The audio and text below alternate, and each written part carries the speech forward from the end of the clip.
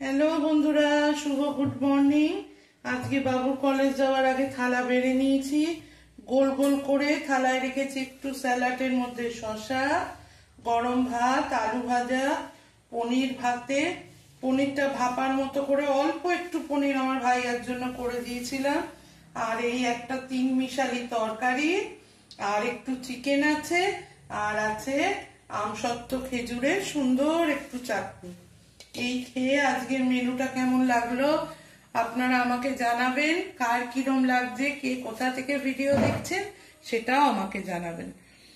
আজকের মেনু মোটামুটি কেমন হয়েছে, আজকের সাদামাটা মেনু।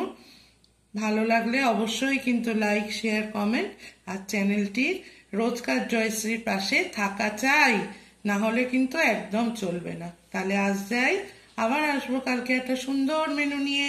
টাটা।